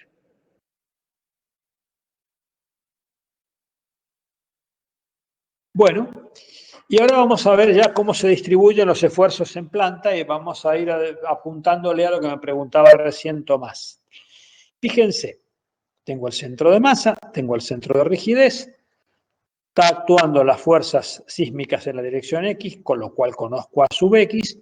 Para un elemento cualquiera, la rigidez para un elemento que tiene a sub X, elemento Y, a sub XY, será su rigidez RXY por su movimiento. El movimiento es creación X sub R, perdón, del centro de rigidez, más Y sub I ahora referida al centro de rigidez por el ángulo de rotación. Bien, ahora, yo lo que puedo hacer es venir acá y yo conozco el valor de X sub R y conozco el valor de Z. El valor de X sub R directamente era F sub SX, la carga dividido RXX, que era la suma de las rigideces. Reemplazo y me queda F sub SX por RXY sobre RXX. Quiere decir entonces que esta componente, esta primer componente, es más o menos fácil de interpretar. Lo que va a tomar este elemento estructural es la fuerza horizontal por un factor que es proporcional mire la proporción de la rigidez del elemento en cuestión sobre la suma de rigideces. Hasta ahí está más o menos lógico y más o menos entendible. Más o menos, y después al final yo le puse un esquemita donde vamos a ver si es más o si es menos, el efecto de la torsión. ¿Por qué el efecto de la torsión? Y porque está asociado al ángulo. Entonces tengo Rxy por I sub I por Z. Pero ¿por qué no tengo acá Rxy por I sub I por Z? Ah, porque ya no puse más Z. Porque en lugar de Z puse ahora todo esto. F sub X por E sub I por IXY. ¿Y qué es todo esto? Bueno, vamos un poquito para atrás. Aquí está. Z es A sub Z sobre IXY. Entonces, en lugar de poner ahí Z, pongo A sub Z sobre IXY. En lugar de Z, pongo A sub Z sobre IXY, multiplicado por RXY y por I sub I. Bien. El IXY lo reconozco fácil. El RXY y el I sub I está acá y está acá. Me quedan estos dos, que es A sub Z. ¿Y qué es eso? Bueno, es la fuerza que estaba actuando, Fs sub X, que originalmente estaba en el centro de masa, que va a venir a parar por acá, por la excentricidad grande. Por la excentricidad grande. ¿Que era cuál? La estática más la dinámica. Pero, a ver, ¿esta eran dos? Sí, esta eran dos. Entonces, bueno, va a haber un más y va a haber un menos, y en cada caso pongo el sistema nulo y en cada caso lo voy a evaluar a ver si es más o si es menos. Hago un pasito más adelante y digo, bueno, pero a ver, Rx sub I por I sub I son los estáticos respecto de S sub X, listo. Pongamos el momento estático que me está midiendo indirectamente la distribución. Y a este ya lo llamo el momento torsor respecto del eje X, porque es esta fuerza que actúa paralela a este eje X, que está acá en el centro de rigidez, y finalmente me queda esta componente que está clara, porque si la fuerza va en esta dirección, esta componente tiene que venir en esta dirección, que es un valor proporcional a la relación entre la rigidez del elemento en cuestión sobre la suma de sus rigideces, más o menos esta que le tengo que ver el signo, en función de la convención de signos que yo puse, que es el torsor, que no es ni más ni menos que F sub X por esta distancia, con la corrección por las excentricidades dinámicas. Básicamente es una fuerza por una distancia, que es el momento del torsor, por el estático, ¿el estático de quién? De esta, sobre IXY. Bueno, a este primer término se lo conoce como acción por corte directo, porque, bueno, es directamente proporcional a la fuerza que está actuando acá, acude. Y el segundo, acción por torsión directa, porque esta es la acción directamente debido a la fuerza que está actuando en la planta, y esta es el que hace las veces de corte. Si uno la mira en altura, eso es una suerte de corte entre la fuerza del piso y la fuerza de la base. Y este efecto de la torsión directa, porque tiene que estar midiendo, está evaluando en definitiva el efecto de la torsión. Entonces, AQD más ATD. Volviendo a la pregunta de Tomás Yunta, bueno, hay que ver justamente después, en función de los signos de esto y de esto, cómo vamos a ir combinándolos para sacar el esfuerzo sobre cada una de ellas. Pero aparece acá otro elemento importante. Fíjense, yo acá, cuando traslado o reduzco F sub X aquí, aparece un par. Cuando reduzco F sub X aquí, aparece un par. Aparecen dos torsiones. Aparece una torsión en planta. ¿Qué les parece? ¿Va a tomar solamente esfuerzos debido a la torsión en planta el elemento I o también el 1, el 2 y el N? ¿Qué les parece? ¿Va a tomar, la torsión la va a tomar el tamaño del puntero, si lo puedo aumentar? No sé. Pero te repito ahora de nuevo lo que haga falta, me decís en dónde querés que lo veamos y lo volvemos a ver, lo volvemos a repasar, no hay ningún problema. La pregunta que yo les hacía es la siguiente. Si ustedes me aceptan que hay, debido a que a esta fuerza la voy a llevar a este eje, aparece un par de torsión, un par de reducción, y que a esta fuerza la llevo a este eje, aparece otro par de torsión, que se van a sumar de alguna manera, que salvo casualidad no van a ser igual a cero, aparece un par en planta, que aquí no está dibujado, porque las fuerzas todavía están actuando acá. Va a aparecer un par en planta. ¿Qué ese par en planta va a ser este mt sub x, pero también va a haber una componente que tiene que ver con mt sub y cuando yo reduzca la componente s sub y.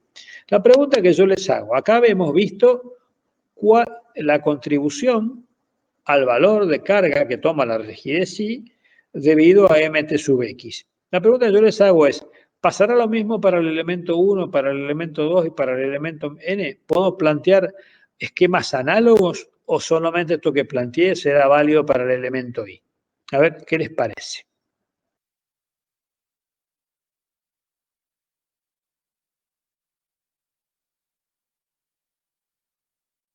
¿Qué opinan? Intuitivamente, imaginen que ustedes tienen una mesa con unos alambritos y ustedes y una baldosa arriba y ustedes retuercen la baldosa. ¿Se torsiona uno solo o se torsionan todos los alambritos?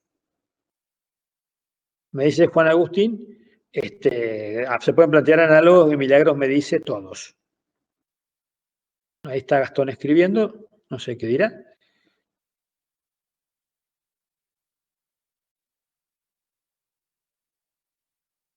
Milagros Sosa, ahora cuando termine Gastón de escribir, decime dónde querés que volvamos a comentar cuando yo iba muy rápido con la bolita roja del puntero. Y lo hacemos con un poco más de calma.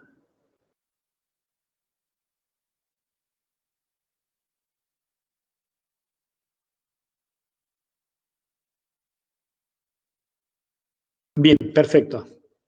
Seguro, ¿no? Si no me preguntás si lo repasamos. Igual esto lo voy a ir machacando de aquí a que termine la clase. No hay problema. Por eso se va a ir insistiendo. Ahora todo el rato vamos a estar girando sobre lo mismo.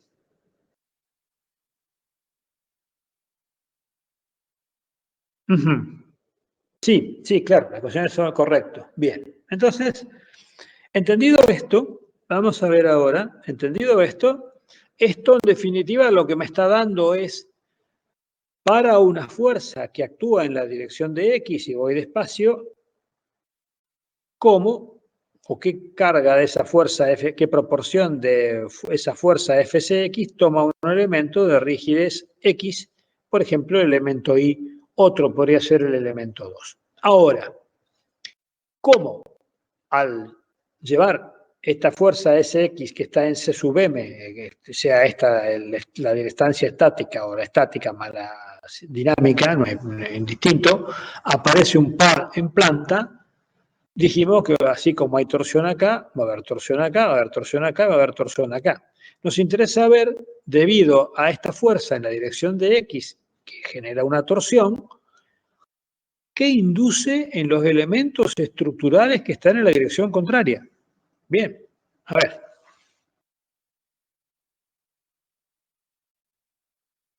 Y fíjense, básicamente, cuando actúe una fuerza en la dirección de ese sub i, actuará un momento torsor en i, que se va a distribuir de esta manera, pero ahora no es más mtx, sino es mti, y aparecerá una axi de valor y de indirecta. Y cuando actúe la fuerza S sub x, en este y en este van a aparecer esfuerzos también, que los llamo indirectos. ¿Por qué? Porque resulta que la carga sísmica actúa en esta dirección y estos elementos están al revés y están tomando cargas justamente porque hay torsión en la planta, porque la planta va a girar. Por eso los llamo indirectos. Y es el momento torsor en X, que es indirecto para los esfuerzos que están orientados, o los elementos estructurales, perdón, que están orientados según I. Entonces, veamos lo que dice. Es importante reconocer que debido a la torsión se inducen esfuerzos en los componentes estructurales que están ubicados en forma perpendicular a la acción de las cargas. Cuando actúa F sub X, hay esfuerzos indirectos en estos elementos que están dispuestos en la dirección del eje Y. Análogamente, cuando actúa Fs sub I, aparecerá un momento torsor I que causa esfuerzos indirectos en estos elementos estructurales I y 2, puede haber más, que están actuando según la dirección del eje perdón, X. Y los llamamos acción por torsión indirecta A sub TI para distinguirlos de la acción por torsión directa A sub TD. Entonces, gente, dos preguntas. ¿Cuántos esfuerzos hemos definido hasta ahora? ¿Cuántos esfuerzos hemos definido hasta ahora?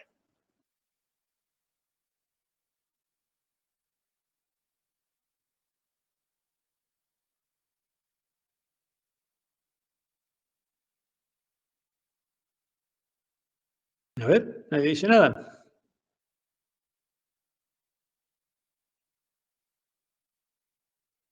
Tres, me dice Gastón. Entonces, Gastón, no conteste vos más. Alguien que me diga esos tres cuáles son.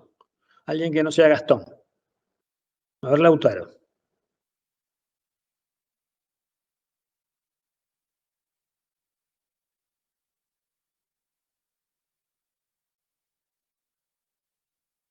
La torsión directa, la torsión indirecta y el corte directo, Lautaro. La acción horizontal produce el corte directo. Entonces, fíjense, serían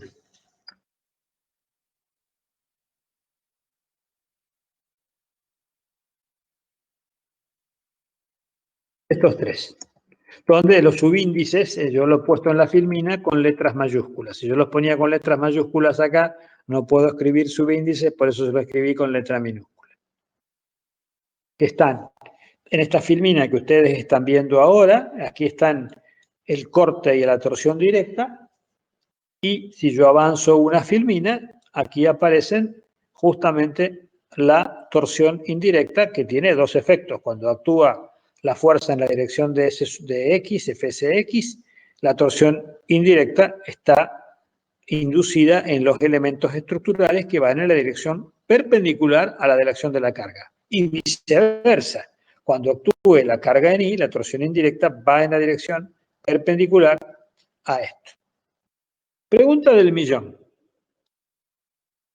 ¿Quiere decir que yo para poder dimensionar, comparar o lo que sea, tendré que sumar AQD, ATD y ATI así como vengan o no? Yo no les expliqué todavía esto, estoy tirando la pelota para ver qué opinan.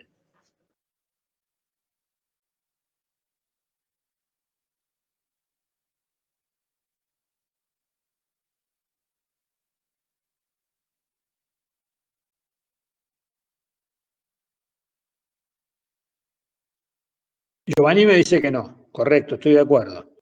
Que, a ver, es un no con matices. A ver, no todos se van a tener que sumar Los dos directos, sí, perfecto. Y sumarse de alguna manera que lo vamos a ver enseguida cuál. Ahí es que Lautaro estaba escribiendo algo, a ver qué dice Lautaro.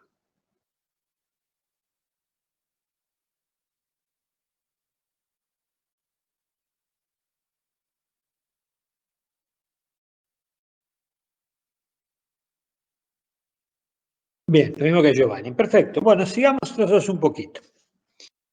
Sigamos entonces un poquito, no falta mucho para el descanso y después del descanso ya viene el ingeniero López. Bueno, ¿se acuerdan que habíamos hablado de si será solamente válido para esto o también para este o para estos otros? Y sí, es análogo. Aquí hemos hecho un breve análisis sin deducción de qué pasa cuando actúa A sub I igual a Fs sub I. Cada uno de los elementos estructurales, el 1 o el n, por ejemplo, pero podría haber más, van a estar reaccionando de esta manera.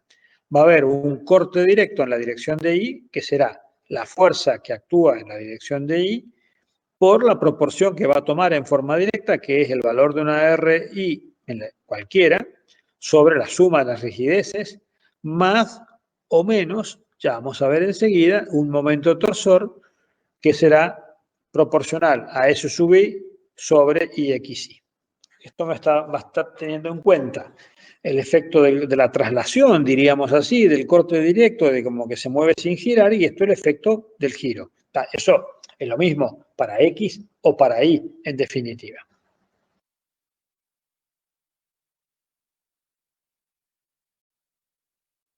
Bueno, y ahora sí. Yo no puedo mayorarlo más acá, pero si no ustedes lo ven en el apunte, vamos a quedarnos con el dibujito de abajo, después vamos a ir a sacar las conclusiones de arriba. Vamos a ver si se ve. Lo que yo les puse acá es un centro de masa, les puse un centro de rigidez, les puse una carga F sub X, estoy pensando que la carga actúa en X, puse el sistema nulo, Fsx', que está actuando ahora en C sub R, y fíjense, me queda esta fuerza y esta fuerza, que las dos tienen un par que se mueve en esta dirección. Bien, ¿se entendió?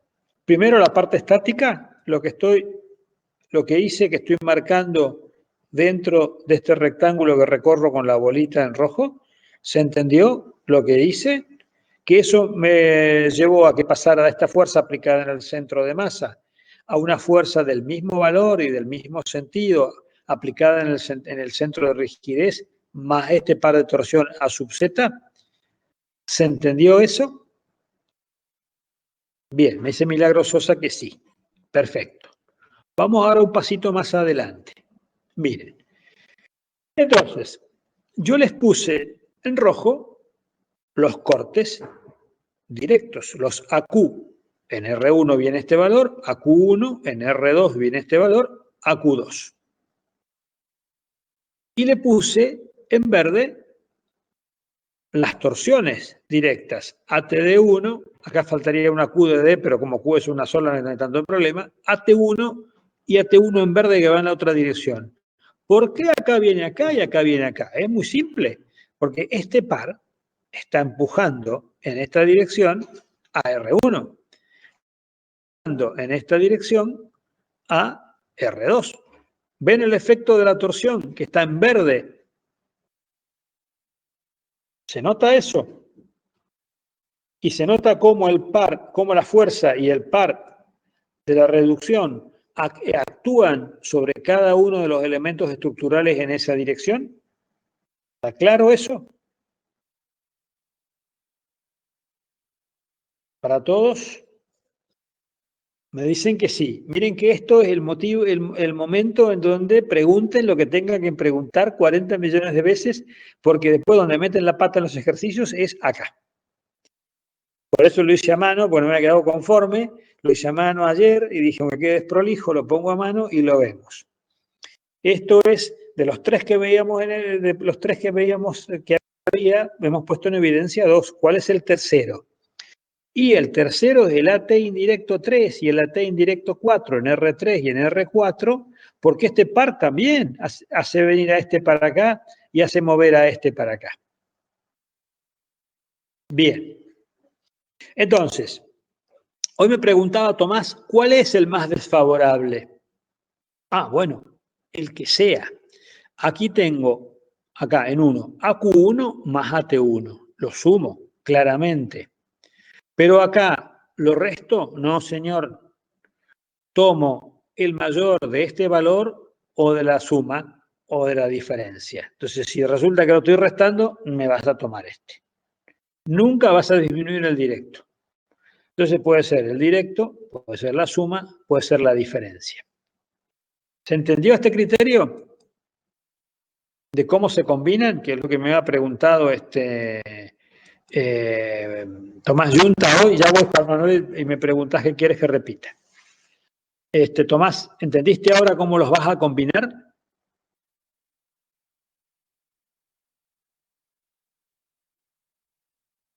Bien. Juan Manuel, ¿qué es lo que quieres que te repita?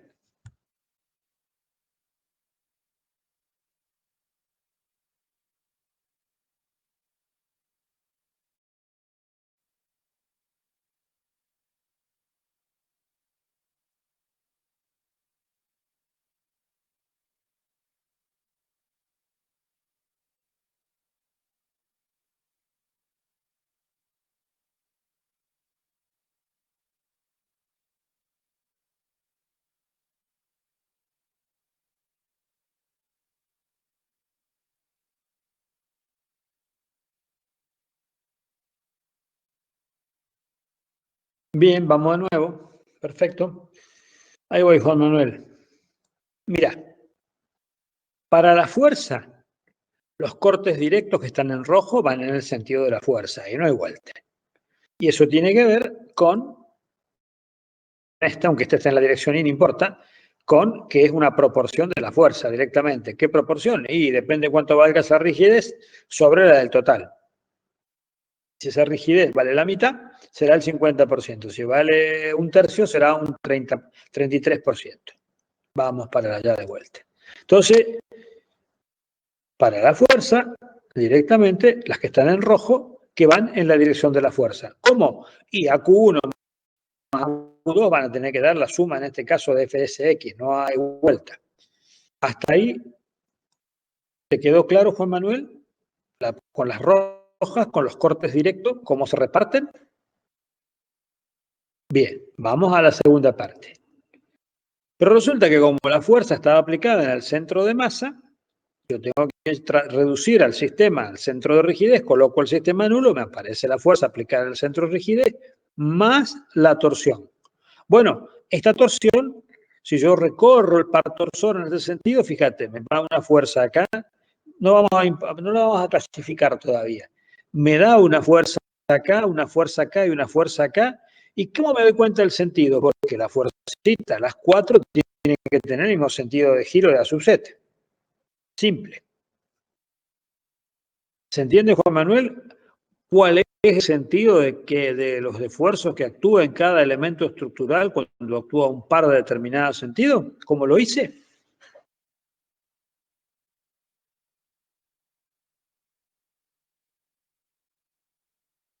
Bien, a ver qué están escribiendo Gastón y Juan Manuel.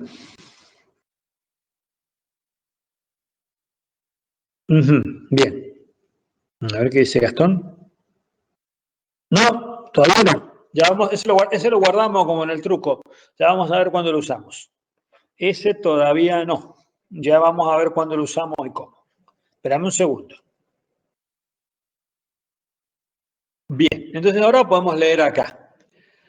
Cuando actúa la fuerza sísmica en un sentido dado, hay esfuerzos de corte directo, acude los que están en rojo, y esfuerzos de torsión directa están en verde. Los esfuerzos de torsión pueden cambiar de valor. Lo que yo no les dije, acá les puse una sola. Hay esta excentricidad. Pues ahora esta era la estática o era la dinámica, lo que sea. Pero acuérdense que a lo mejor si esta distancia era muy grande y según las rigideces, si las rigideces eran parejas, R1 y R2, y el C sub R y el C sub M eran parecidas, puede que el C sub M se me venga arriba del C sub R, con lo cual va a cambiar el sentido de la sub Z. Ahora lo vamos a, si no lo entienden, lo vamos a hacer de nuevo, y si no, agarro el pizarroncito y les hago el esquemita donde C sub M me cambie de lugar, en un caso y en otro. No importa. Van a tener un par que gire así y otro que a lo mejor sea de sentido de valor más chico o de sentido contrario. Entonces ustedes van a tener aquí distintos valores de cálculo. Acá yo sumé 2 porque tengo un solo par torsor, pero para el otro par torsor puede que siga sumando o puede que reste. No lo sé. Van a adoptar siempre el mayor valor positivo que corresponda a todas las posibilidades de carga que tengan. Entonces cuando aparezca este, y no, tómame este, nunca menor que este. Si resta, no vale, no cuenta. Si suma, sí mayora. En definitiva, voy a tomar el mayor del corte directo o del corte directo sumado a la torsión, con los signos que corresponden.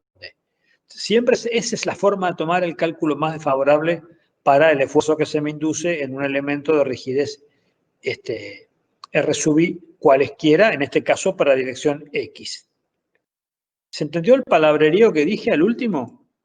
Es un poco lo que estaba, me estaban preguntando Tomás Yunta más temprano y Juan Manuel recién y demás, y todavía me queda por contestarle a Gastón qué es lo que hago con la fuerza esa que dije que me la guardo para jugar al truco dentro de un ratito. ¿Todos lo entendieron a esto? ¿Hace falta que lo repitamos? ¿Se entendió? ¿Están seguros? Miren que si no, después me van a cascotear a mí, Tomás y Federico, cuando tengan que dar la práctica, van a decir que ustedes no entendieron nada. Entonces, si me dicen que entendieron, me quedo tranquilo y el mensaje que yo les pase a ellos y que les paso a ellos es, me dijeron que entendieron. Si alguno tiene alguna duda, me pregunta. Y ya enseguida paso a responderle en la próxima filmina a Gastón qué es lo que pasó.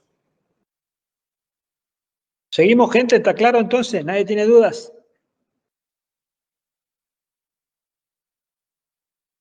Bueno, vamos a la siguiente.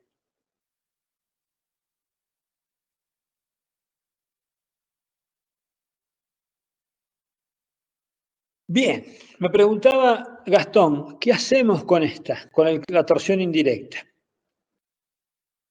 Bueno, tenemos que comparar los valores que correspondan de los directos. Acude siempre, si hay un poquito de torsión, con alguna combinación de sentido se van a sumar. Entonces, cuando sume AQD y ATD, lo voy a comparar con ATI. ¿Y cuál es la gracia? ¿Cuál es la idea? Y que estos sean suficientemente más grandes que este. Quiere decir que en ese sentido estará bien dimensionada la planta. Pero bueno, a veces para algunas plantas este criterio es difícil de satisfacer. Voy de nuevo a este esquemita para poder mostrarlo acá. Entonces, fíjense. Miren, actúa FCX. Lo lógico es que las fuerzas, la combinación de las fuerzas en rojo y en verde, sean capaces de estar tomando principalmente la fuerza y el par. Pero resulta que si yo aquí me dio, no sé, 5 toneladas, 3 toneladas y la que actuaba era 8, y aquí que estoy sumando me da 1,5 y aquí estoy restando, no la resto, con lo cual dejo 5 y acá le sumo 1,5, me voy a 4,5. Estas tienen que ser suficientemente chicas, para hablar de media tonelada, una cosa por el estilo. ¿Por qué? Porque quiere decir que si estas son muy grandes, está diciendo que para tomar la torsión no me alcanza con esta y esta. Quiere decir que esta y esta tienen que entrar en juego para ayudarlas a tomar la torsión a esta, y eso no es muy lógico. ¿Se entiende, gente? ¿Qué es lo que estoy midiendo? O sea, estoy tratando de que la torsión, los esfuerzos en la dirección de X los pueda absorber cómodo con componentes estructurales en la dirección de X. ¿Y cómo lo mido? Y lo estoy midiendo con que la torsión tiene que ser comparativamente más chica respecto a los esfuerzos directos. ¿Se entendió esa parte, esa parte del concepto que le estoy diciendo está escrito en la segunda filmina?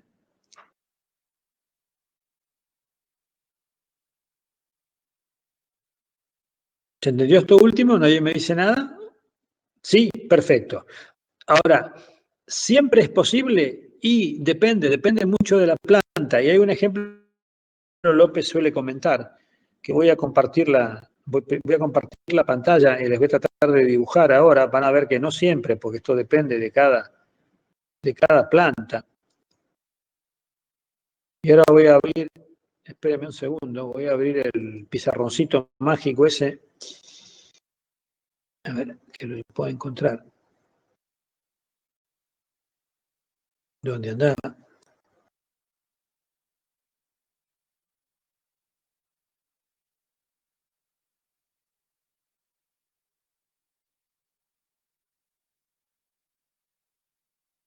Aquí está.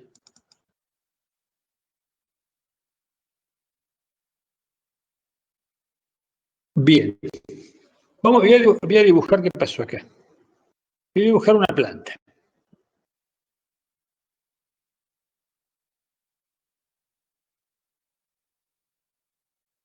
Bueno, no me sale muy bien. Imagínense que estamos en esquina.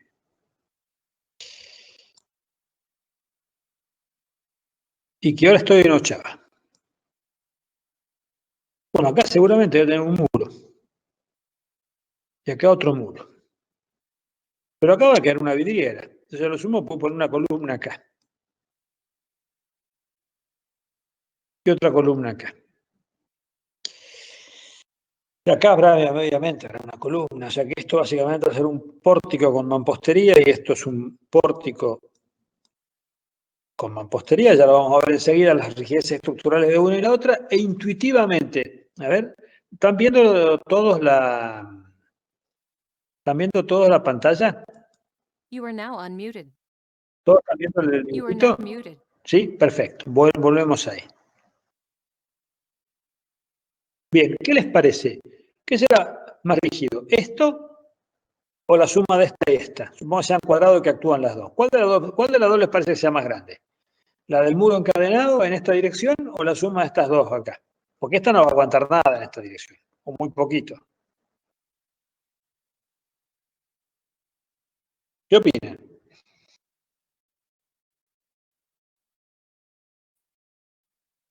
El muro. Quiere decir que si yo ahora dibujo un centro de masa que andará por ahí y pongo una fuerza así, y casi toda la fuerza la va a tomar esto. Quiere decir que hay una torsión importante. Y esa torsión importante, ¿quién se la va a bancar? Y este y este. Y esto va a tomar poca torsión, esto va a tomar bastante. Quiere decir que acá ese criterio no lo voy a poder satisfacer, ¿no? Esto va a funcionar como pueda. ¿Por qué? Porque el diseño arquitectónico de la planta y las características y lo que sea me lo va a hacer funcionar así. No hay vuelta. O sea, no siempre es fácil de satisfacer ese criterio. Esa es un poco la circunstancia que tenemos que ver. Esta gente se entendió esa idea, por eso es ideal, pero no siempre se puede. ¿Quedó más o menos claro con el dibujito? ¿Se pudo entender?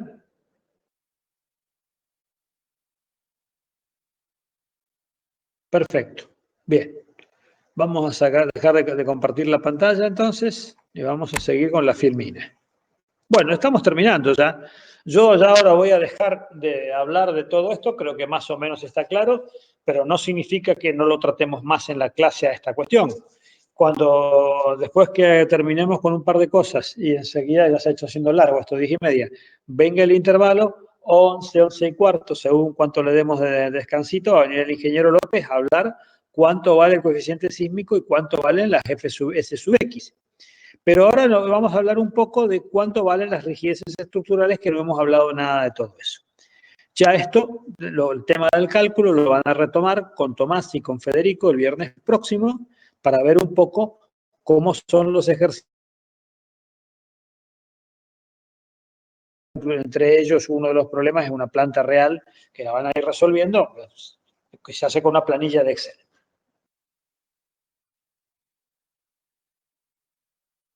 Bueno, eso ya lo vimos recién, que es el criterio que en general deberíamos pedir, que la suma de los esfuerzos directos sea significativamente más grande que los esfuerzos indirectos. Y ahora venimos con la rigidez frente a desplazamientos horizontales. Tenemos una ménsula, acuérdense que la rigidez es el valor de una carga que me da movimiento unitario, pero yo sé cuánto me da, no, generalmente no. Entonces, ¿qué hago? Le puedo poner una carga y me da el valor de el desplazamiento es una flexibilidad. ¿Y después qué hago? Como vale el piace, hago regla de 3. Si yo sé que aquí se me movió 0,3 y quiero que me valga 1, multiplico por 3,33 y la rigidez valdrá 3,33. Para la ménsula, que vale este valor P por L cubo sobre 3, P por L cubo sobre 3C por I, es fácil, no hay ningún problema, lo puedo hacer a mano o lo puedo hacer con un código, no hay ningún inconveniente. Sigo además, tengo un pórtico.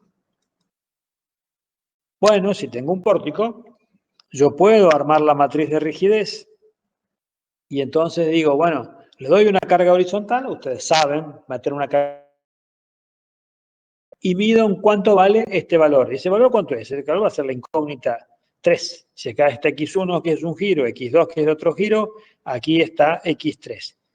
¿Va a dar X3 igual a 1? No, generalmente no, va a dar más chico. Bueno, otra vez hago regla de 3 y entonces digo, si quiero que valga 1, la rigidez va a ser grande. ¿Son grandes las rigideces? Claro, claro, porque normalmente tengo que aplicar una fuerza muy grande para que dé un valor de 1. Y ese es el valor de la rigidez. Que no sé cuánto vale, le doy una fuerza unitaria y calculo la flecha y ya está. Normalmente ustedes dan un movimiento unitario del método de desplazamientos. Entonces va a dar por ahí alguna reacción y en definitiva, ya sea que terminen calculando cuánto vale el valor al final, con el valor y con la carga que le pongan, pueden sacar rápidamente cuánto vale la rigidez. Pero hay un caso y podríamos seguir con lo que sea. Lo que sea en definitiva lo pueden hacer numéricamente y después vía condensación estática de la matriz de rigidez pueden sacar una pseudo matriz de rigidez que solamente tenga rigideces en el sentido horizontal. Eso yo no lo voy a explicar hoy porque ya lo vieron con el ingeniero López ustedes en la última clase de método de rigidez directa. Pero bueno, si hubiera alguna duda, cuando yo les suba el apunte, que ya les dije, tengo que terminar de pulirlo un poco, en el apunte está con lujo de detalles explicado, estoy seguro que el ingeniero López también le dio en el apunte de él, o sea, lo pueden ver de un lado o de otro. Pero quiero ver ahora otro caso que sí es importante en la práctica, que lo veíamos recién y que es el muro de mampostería. ¿Qué pasa cuando yo no tengo más el pórtico libre y tengo ahora un muro que tiene la mampostería con un E de la mampostería que no es igual al E del hormigón y la carga a nivel del dintel? Bien. Primer punto, que eso lo aceptan todos los códigos, y aquí estamos siguiendo de nuevo al Impress-IRSOC, dicen, coloque una biela que va a aumentar la rigidez del pórtico porque le va a relacionar este punto con este punto. Si bien esta biela es indeformable, esta biela va a reemplazar el efecto de la mampostería. Esa biela tiene una rigidez, perdón, tiene una longitud de LB que es fácil de sacar porque conozco esta distancia, esta longitud la saco sin ningún tipo de problema, y va a tener, según el código, una sección transversal que va a tener de base, esto sería un corte que va a ser en esta dirección, ¿no? El espesor de la mampostería, o sea que el espesor de la mampostería que va a ir perpendicular a este dibujo que tenemos en el plano, mampostería, por una altura que siempre hay discusión. El código CIRSOC la toma en L sobre 10. Hay gente que toma L sobre 15, hay gente que toma L sobre 12. Bueno, el código dice tome L sobre 10. Hay gente que dice, no, yo no quiero darle tanta altura, quiero que sea más chica. Bueno, mayórelo. Si va a tomar un número más grande que el del código, no hay ningún tipo de problema. La rigidez entonces es E por A sobre L. ¿Qué hay que L? El A de la biela y el L de la biela y el E de la mampostería. El A de la biela es a la altura de la biela por el B de la biela. La altura de la biela dijimos que es un LB sobre 10, con lo cual acá me quedó 0,10 porque el LB canceló con el LB. Y el B de la mampostería, el B, perdón, es el E de la mampostería. O sea que la rigidez va a valer 0,1 del E de la mampostería por el espesor de la mampostería. Listo. Tengo la rigidez de la biela.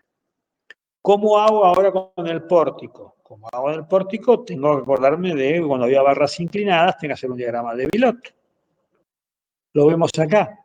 Muevo uno, pero ahora tengo que ver el movimiento de la biela. Bueno, la biela lo que puede hacer es girar y acortarse. ¿Cuánto se acorta? Delta. Entonces, ¿cómo son los movimientos? Gira, si el ángulo es pequeño, alrededor del eje, perpendicular, y aquí tengo la otra dirección, entonces giro perpendicular, y se acortó esta dirección, y aquí tengo el punto. Bueno, si esto vale 1, este ángulo vale alfa, este delta es 1 por coseno de alfa. La rigidez, dijimos que es E por A sobre L por delta. Es E sub M por 0,10 por E sub M por 1 por coseno de alfa. ¿Por qué por 1 por coseno? Porque si vale 1 y el ángulo es alfa, esto es coseno de alfa. Bueno, ahora tengo esta fuerza en esta dirección, pero me interesa la rigidez en esta dirección. Simplemente la proyecto, Rm es igual a Rb por coseno de alfa, E sub m por 0,10 por E sub m por coseno cuadrado de alfa. ¿Y esta a cuál va a sumar? Cuando yo dé el movimiento unitario acá, que tengo el corte debido a esta columna, más el corte de esta columna, le voy a estar sumando ahora este esfuercito R sub m debido a la biela. En lo que se llama giro 1, giro 2 y el movimiento incógnito a la R33 le voy a estar sumando, a la que tendría R33 si el pórtico estuviera con el vano libre, le sumaría RM y ahí tendría la R33 para tener en cuenta el efecto de la mampostería. Y bueno, hasta acá era la clase de hoy. ¿Alguna duda, gente, con esto último del cálculo del pórtico por el efecto de la mampostería?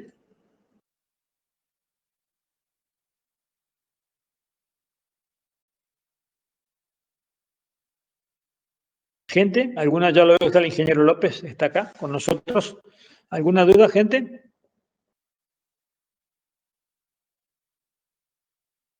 ¿No dicen nada? ¿O no se entendió o se entendió todo? No sé qué me decías, Giovanni, del muro, y dijiste sí después.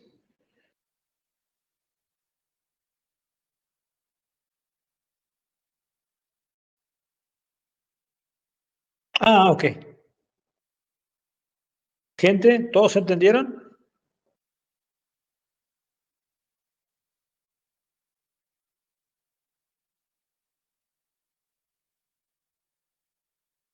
Bueno, ¿alguien más que entendió, que no entendió?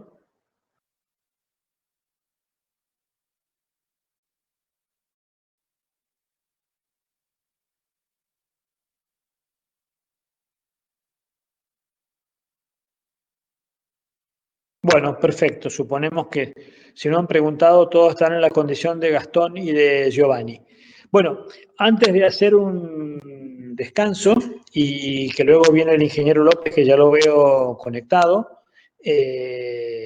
Daniel, supongo que le podemos dar unos 20 minutos porque yo recién termino ahora y vos podrías estar arrancando, son 10:43. 11:05, 11:10, ¿te parece bien, Daniel? Más o menos, arrancar vos 11:05 o 11:10. Sí, está perfecto, 11:10 está bien.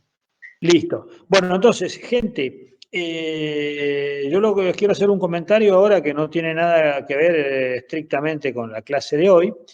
El viernes que viene van a dar clase el JTP, Federico y Tomás, van a dar el práctico de la unidad 6 y después la unidad 7, todos los años tradicionalmente la da el ingeniero López. O sea que, si bien yo voy a seguir dando vuelta por acá, es más, me voy a quedar la clase de hoy cuando esté el ingeniero López comentando la parte de la carga y van a estar lidiando conmigo en las evaluaciones y demás. O sea, que yo no me desentiendo del curso ni mucho menos. Esta es la última clase que yo doy este año como clase en sí. Puede haber clase de consulta, puede haber algún tema que tengamos que dar más adelante, alguna cosa. Pero de las clases planificadas, esta es mi última clase este año. Así que bueno, dado que ha sido un año muy particular, le quería agradecer el esfuerzo que han tenido, que han hecho, porque, bueno, han tenido que lidiar con una forma que para ustedes y para nosotros ha sido nueva y posiblemente sea un poco más complicada que un cursado donde nos podíamos ver la cara mano a mano. Pero bueno, creo que hasta acá hemos podido llegar y créanme que cuando arrancamos con esto he hecho una serie de alternativas y ahora sí estamos absolutamente convencidos que vamos a poder cumplir con, salvo mínimas cosas, pero matices, con todo el programa, pese a todo este lío de tener que dar las clases así por internet y haberle mandado a la unidad 3 los apuntes con PowerPoint, con audio embebido y ese tipo de cosas, hemos podido llegar, diría, y cumplir prácticamente con todo, e incluso con las evaluaciones, nos queda comunicar los resultados de la evaluación de la unidad 4, ya los hemos corregido. Con las evaluaciones, pese a que los exámenes seguramente son para ustedes más estresantes y no es lo mismo hacerlos, eso ya lo tenemos claro nosotros, que ustedes hagan un examen en la casa y nos lo manden, no es lo mismo que hagan el examen delante nuestro donde los podemos advertir de un error, esa chance ahora no está. Pero pese a eso, en general el rendimiento de los exámenes de la primera vez que lo rendían, sin tener en cuenta las recuperaciones, ha sido más o menos el mismo que el de cuando lo hacían en el pizarrón frente a nosotros. A lo mejor no exactamente igual, pero no es que ha sido una catástrofe ni mucho menos. O sea que bueno, de alguna forma refleja que ustedes han estado siguiendo el curso, que se han podido dedicar, así que es un poco lo que yo les quería reconocer y agradecer, que, porque se nos pone muy difícil a los profes seguir el curso si realmente del otro lado la gente no sigue, no atiende, no escucha, en fin, no está. Entonces, pues, prácticamente es un monólogo de un lado y el otro lado del otro que, bueno, está por ahí dando vueltas y demás. Así que, bueno, nada, eso es el comentario que les quería hacer. Así que ahora sí, ya hacemos unos 15, 20 minutos de parada y siguen con el ingeniero López después del intervalo. Listo. Esto es, gente. Nos vemos en un rato. Yo ahora desconecto el micrófono y desconecto la cámara y nos vemos aproximadamente 11:10, 11:15.